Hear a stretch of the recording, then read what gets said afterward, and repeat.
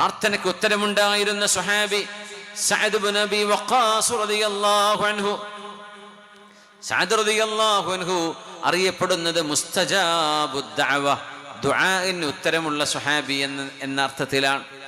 Saad തങ്ങൾ നബിയോട് വന്ന് ചോദിച്ചതാണ്, യാ റസൂലല്ലാഹ്, പുന്നാര നബിയേ, ഉദ്ഉല്ലാഹ അൻ യജ്അലനി മുസ്തജാബദ് ദഅവ, അല്ലാഹുവിനോടൊന്ന് ദുആ ഇറക്കണേ നബിയേ, എൻ്റെ ദുആഇന് ഉത്തരം വേണം, ദുആക്ക് ഉത്തരമുള്ള ആളാവണേ അല്ലാഹ് എന്ന്. നബിയെ, എനിക്ക് വേണ്ടി അങ്ങ് ദുആ ഇറക്കണേ നബിയെ, അല്ലാഹു എന്നെ ദുആക്ക് ഉത്തരമുള്ള ആളാക്കി തരണം. ഹബീബായ നബി തങ്ങളോട് സഅദ് റളിയല്ലാഹു അൻഹു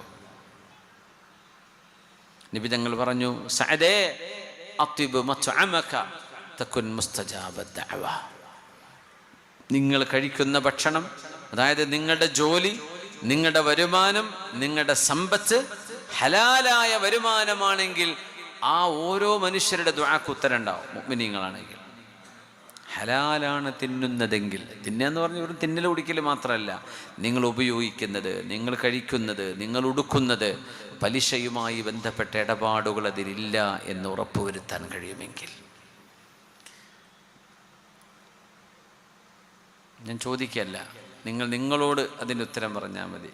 ബാങ്കുമായി ഇടപെട്ട് പലിശ കൊടുക്കാനോ വാങ്ങാനോ ഇല്ലാത്ത എത്ര വീട് നമ്മുടെ മഹല്ലിൽ കാണും. നമ്മുടെ വീടിൻ്റെ ആധാരം, സ്ഥലത്തിൻ്റേത്, ഗോൾഡ് ഓർണമെൻറ്റ്സുകൾ, ഇതൊക്കെ കൊണ്ടുപോയി പണയപ്പെടുത്തി പലിശ വാങ്ങിക്കാത്ത എത്ര വീടുകൾ നമ്മുടെ നാട്ടിലുണ്ടാവും മുസ്ലിമീങ്ങളുടെ. നമ്മൾ പറയും പലിശ എന്നത് വൻപാപങ്ങളിൽപ്പെട്ട പാപമാണ്.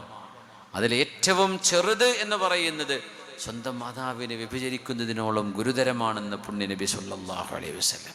എന്നാൽ ചെറിയ പലിശ നമ്മൾ പറയില്ലേ, അവിടെ പലിശ കുറവാണ്, ആ ചെറുത് ഇത്ര ഗുരുതരമാണ്. അപ്പം അത് കൊടുക്കുകയും വാങ്ങിക്കുകയും ഒരു മടിയുമില്ലാതെ പലിശ തരാം, മാസാമാസം ഇത്ര അടച്ചു തരാം, അത് അടച്ചു തീർത്താൽ പിന്നെ വേറൊന്ന് കൊണ്ടുപോയി വെക്കും. അപ്പം തന്നെ ചിലക്കിതൊരു ലഹരിയാണ്. ബാങ്കിൽ എന്തെങ്കിലും ഇല്ലെങ്കിൽ പിന്നെ ഉറക്കം വരില്ല. ഇങ്ങനത്തെ ആളുകളുടെ ദുആക്ക് എങ്ങനെ ഉത്തരം കിട്ടാനാണ്? വമത്അമുഹു ഹറാം വമൽബസുഹു ഹറാം വഗുദിയ ബിൽ ഹറാം ഫഅന്നാ യുസ്തജാബു ലഹു. തിന്നുന്നതും കഴിക്കുന്നതും വീടും വണ്ടിയും കുട്ടികളുടെ പഠനവും ഒക്കെ പലിശയാണ്. എങ്ങനെ അല്ലാഹു ഉത്തരം തരാനാണ്? ബാങ്കുകളുടെ ജോലിക്ക് നല്ല ശമ്പളം ഉണ്ടാവും, ചിലപ്പോൾ മത്സരമൊക്കെയാണ് ബാങ്കിൽ ജോലി കിട്ടാൻ വേണ്ടിയിട്ട്. അള്ളാഹു യുദ്ധം ചെയ്ത ഒരു പരിപാടി വേണം എന്ന് നമ്മൾ പറയുന്നത് പോലും എത്ര വലിയ തെറ്റാണ്. എത്ര ഹലാലായ ഓപ്ഷനുകൾ ലോകത്തുണ്ട്, എത്ര ഹലാലായ ജോലികൾ ലോകത്തുണ്ട്. പലിശയുമായി ഡയറക്റ്റ് ബന്ധമുള്ള ജോലികൾ നമുക്ക് പാടില്ലാത്തതാണ്. വരുമാനം കുറവായിട്ടല്ല, നല്ല ശമ്പളം ഉണ്ടായിരിക്കും, നല്ല വരുമാനമായിരിക്കും, പക്ഷെ നമുക്കത് പാടില്ല. അപ്പോഴൊക്കെയാണ് ഈമാനും തഖ്വയും ബോധ്യപ്പെടുക. അവിടെയാണ് നമ്മുടെ വിശ്വാസം. നമ്മുടെ മക്കളെ ഒരു ബാങ്കിലൊക്കെ ജോലി കിട്ടിയെന്നൊക്കെ പറയുമ്പോൾ വലിയ അഭിമാനത്തോടു കൂടെ പറയും, മോൻ HSBCയിലാണ് ജോലി എടുക്കുന്നത്, എൻ്റെ മോൻ ബാർക്ലേസിലാണ് ജോലി ചെയ്യുന്നത്, വലിയ വലിയ വെസ്റ്റേൺ ബാങ്കുകളിൽ. അത്ഭുതത്തോടുകൂടെ അഭിമാനത്തോടുകൂടെ പറയാം. പലിശയല്ലേ അത്? അവർ തിന്നുന്നത്, അവർ നിങ്ങൾക്ക് അയച്ചു തരുന്നത്, അവരുടെ സമ്പാദ്യം കൊണ്ട് നിങ്ങൾ യാത്ര ചെയ്യുന്നത് ഒക്കെ പലിശയായി പോയില്ലേ? ഫഅന്നാ യുസ്തജാബു ലഹു. എങ്ങനെയാണ് അവർക്ക് ദുആഇന് ഉത്തരം കിട്ടുന്നത് എന്ന് പുണ്യ നബി സല്ലല്ലാഹു അലൈഹി വസല്ലം. സഅദ് റളിയല്ലാഹു അൻഹു, നബിയേ, അങ്ങ് അല്ലാഹുവിനോട് ദുആ ചെയ്യണം, അൻ യജഅലനി മുസ്തജാബദ് ദഅവ, എൻ്റെ പ്രാർത്ഥനയ്ക്ക് ഉത്തരം കിട്ടാൻ അങ്ങ് ദുആ ഇറക്കണം. ഹബീബിൻ്റെ മറുപടി ഒരേ ഒരു വാക്കാണ്, അത്യിബ് മത്അമക തകുൻ മുസ്തജാബദ് ദഅവ. സഅദേ, നിങ്ങൾ കഴിക്കുന്നത് ഹലാലാണ്, ത്വയ്യിബാണ് എന്ന് ഉറപ്പുവരുത്തുക. നല്ലതാവണം, ഹലാലുമാവണം. ഹലാലും ത്വയ്യിബും മനസ്സിലാക്കിയിട്ടുണ്ടാവും. ഇപ്പോൾ ഈ ചില കാർബണേറ്റഡ് ഡ്രിങ്കുകൾ, പെപ്സി, കോള, സെവനപ്പ് എന്നൊക്കെ പറയില്ലേ, അതെന്താ സംഭവം? ഹലാലാണെന്ന് ചോദിച്ചാൽ ഹലാലാണ്, എന്നാൽ ത്വയ്യിബാണോ? അല്ല, തടി കേടാവും, തടി കേടാവും. അപ്പോൾ അത് ത്വയ്യിബല്ല. എന്നാൽ പിന്നെ ഹറാം കാറ്റഗറിയാണോ?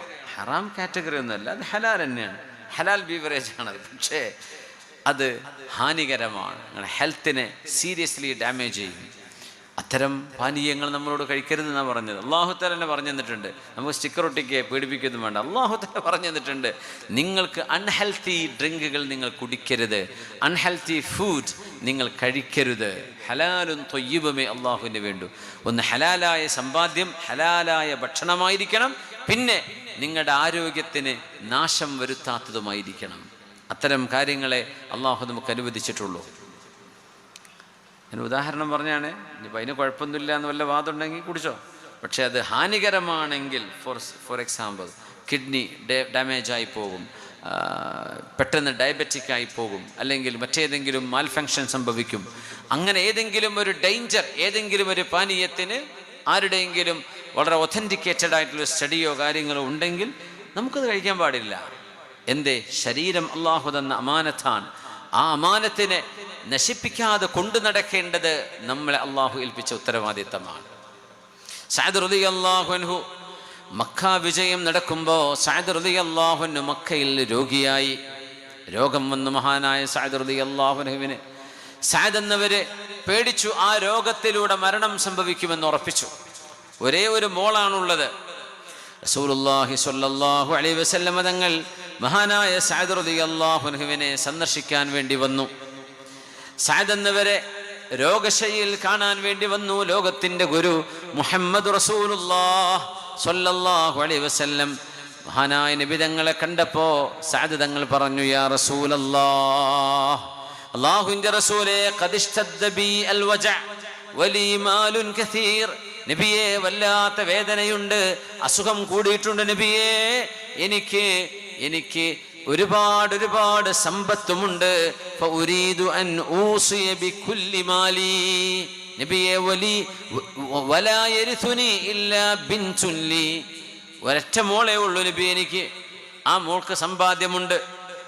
നബിയെ, ഒരൊറ്റ മോളെ എനിക്കുള്ളൂ.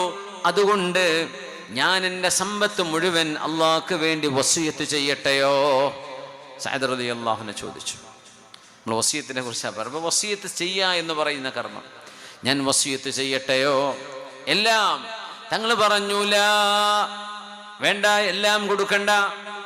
എന്നാ പറഞ്ഞു, സുലുസൈ, എൻ്റെ സമ്പത്തിനെ മുഴുവൻ മൂന്ന് ഭാഗമാക്കിയാൽ ആ 3-ൽ 1 ബാക്കി വെച്ച് ബാക്കി 2ഉം ഞാൻ സ്വതക്ക ചെയ്യട്ടെയോ എന്ന് ചോദിച്ചു. തങ്ങൾ പറഞ്ഞു, അതും ചെയ്യരുത്, അതും വേണ്ട. തങ്ങളോട് ചോദിച്ചു, അസ്സുലുസ യാ റസൂലല്ലാഹ്, എൻ്റെ സമ്പത്തിന്റെ 3-ൽ 1 ഞാൻ വസിയത്താക്കട്ടെ. എൻ്റെ മരണശേഷം ഇന്നാലിന്ന നല്ല കാര്യങ്ങൾക്ക് ഉപയോഗിക്കണമെന്ന് ഞാൻ വസിയത്ത് എഴുതി വെച്ചോട്ടെ. തങ്ങൾ പറഞ്ഞു, അസ്സുലുസു വസ്സുലുസു നിയാഅ ഖൈറുൻ അൻ തദറഹും ആലതൻ യതകഫഫൂന الناس. മക്കൾക്ക് വേണ്ടി സമ്പാദിക്കേണ്ടതുണ്ടോ ഇല്ലയോ? നമ്മളൊക്കെ പറയാറുണ്ട്, മക്കൾ കേടുവരാനിടയുള്ളൊരു ഭാഗമാണത്. എന്നാൽ സമ്പത്തുള്ളത് കൊടുത്ത് തീർത്ത് ഇല്ലായ്മ ചെയ്ത് അനന്തരമെടുക്കാൻ ഒന്നും മക്കൾക്ക് ബാക്കി വെക്കാതെ പോകണോ? അങ്ങനെ ചെയ്യാൻ പാടുണ്ടോ? അതും ചെയ്യരുത്. എന്തുകൊണ്ട്? നബി തങ്ങൾ പറയാൻ, ഇന്നക അൻതദറ വറസതക അഗ്നിയാ. സഅദേ, നിങ്ങളുടെ അനന്തരാവകാശികളെ, എത്ര അനന്തരാവകാശി ഉണ്ടെന്നാ പറഞ്ഞത് സഅദ് എന്നവര്? ഒരേ ഒരു മോള്. നബി തങ്ങൾ പറഞ്ഞ വാക്കെന്താ? ഇന്നക അൻതദറ വറസതക അഗ്നിയാ ഖൈറുൻ മിൻ അൻ തദറഹും യതകഫഫൂന الناس.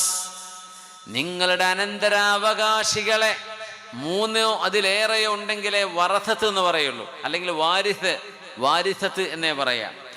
നിങ്ങളുടെ അനന്തരാവകാശികളെ മിസ്കീന്മാരായി ജനങ്ങളോട് യാചിച്ച് തിന്നുന്ന അവസ്ഥയിൽ പാവപ്പെട്ടവരായി ഇവിടെ ഉപേക്ഷിക്കുന്നതിന് പകരം അവരെ ധനികന്മാരും സമ്പന്നരുമായി അവരെ ഇട്ടേച്ചു പോകലാണ് സഅദേ നിങ്ങൾക്ക് നല്ലത്.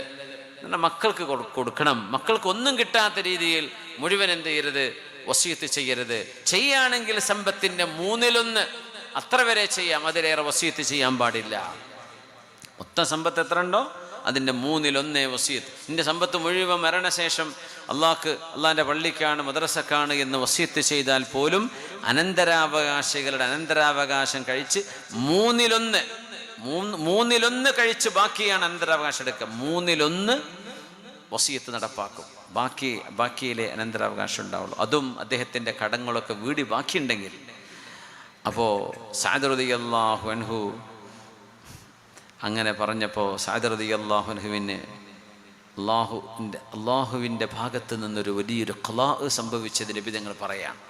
മക്കയിൽ സഅദ് റളിയല്ലാഹു അൻഹുവിൻ്റെ സഹോദരൻ മരിച്ചിട്ടുണ്ട്. സഅദ് ബിൻ ഖൗല അവരുടെ ഒരു സഹോദരനാണ്.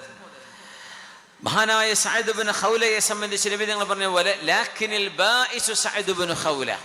അവരൊക്കെ മദീനയിൽ നിന്ന് മക്കയിലേക്ക് വന്നവരാ മക്കാ വിജയത്തിന്. മഹാനായ സഅദ് ബിൻ ഖൗല, സഅദ് തങ്ങളുടെ ബന്ധുവാണ്. ബഹുമാനപ്പെട്ടവർ മക്കയിൽ വെച്ച് ഭരിച്ചു.